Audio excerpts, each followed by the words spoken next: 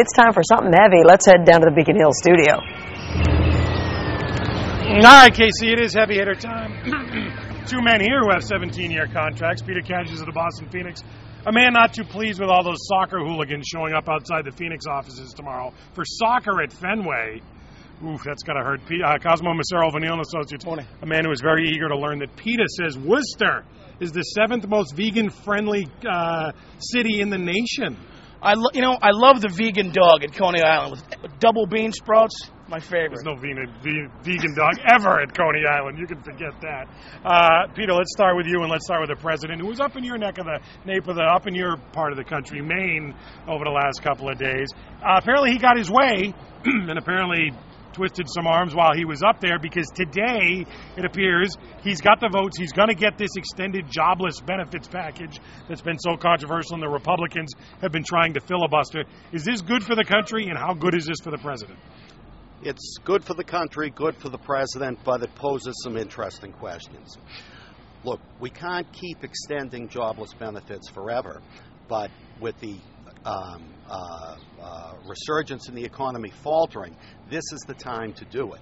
It makes a lot of sense to not only keep some people working, like teachers and policemen and all, but for those people who can't find work, to give them a minimal amount of money to subside. What I don't think most people realize, though, is the reason some Republicans are so against this, and that's because of the provision to extend it for teachers and policemen. Now, you'd think, who could be against teachers and cops? Well, municipal unions across the country are so reluctant to take pay cuts or benefit cuts that angers many grassroots taxpayers, and that's what's at the root of some of this Republican intransigence. Well, the other issue, Cosmo, is 99 weeks now. It used to be 26 weeks. This will make it 99 weeks. We're told this is temporary, although we know what happens when the government says something's temporary. Is it until they fix the economy, we just keep footing the bill, or when is enough, I guess? Look, I'm a big believer in the government safety net. I think if you wanted to be uncharitable here, you could ask, at what point does the safety net become a hammock? However, look, making sure that there's a way for people to subsist, to pay their bills while they're looking for work is important. But at some point we have to decide, hey, look, this economy has to get going on its own, and the government can't continue to fund everything. And, we may be at that tipping point soon, because you're talking about essentially 4 times the standard jobless benefits. Bottom line here is people keep ripping Obama. His favorability numbers keep dropping, but he keeps getting what he wants. Is he a good president or not, Peter? I think he is a good president who, like all presidents, has some problematic aspects. But whatever you think of these provisions, he said he'd give the country health care. He did it. He said he'd give the country financial reform. He did it. He wants to extend the jobless benefits. He's done it. Also, Afghanistan, I bitterly disagree with him. He said that was a vital war. We're in there. We'll see what happens come November, whether the Democrats pay the price. Let's talk about the building behind us, and the question is this. Is it quiet?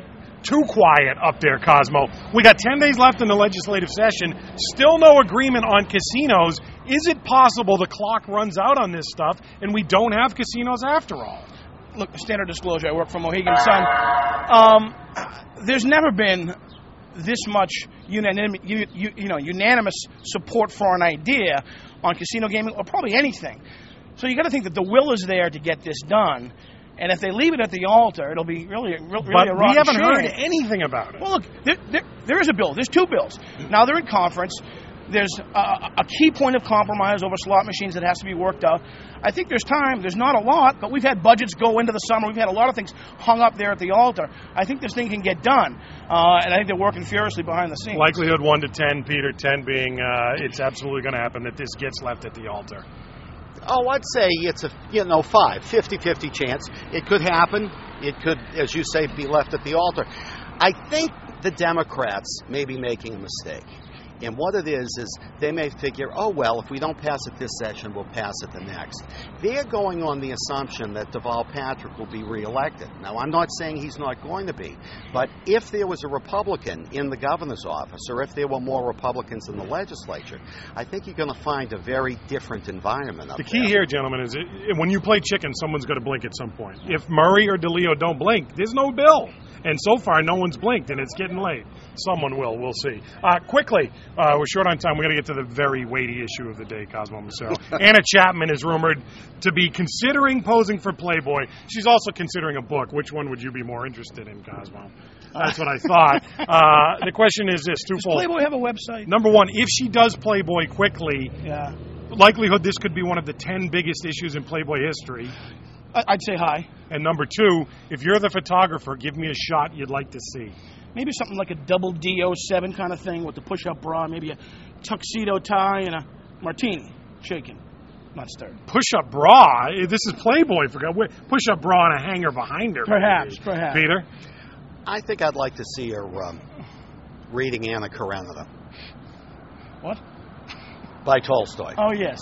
I expected a lot more from the Phoenix guy. Well, I'll leave some of that to the locker room. Somehow, I'll leave everybody at home with this. Hey, image. listen. Cosmo Macero in a hammock 007. reading Playboy with the Russian spy in it. What our viewers should know is this Thursday, the Boston Phoenix has an exclusive report. One of our writers, believe it or not, was the roommate of one of the Russian spies. Oh, that is something. Take the watch check back, Cosmo. That's not bad. I will. Peter KADZIS of the Phoenix, Cosmo Macero, Vanille Associates. Not enough time on Anna Chapman, was there? Double D07.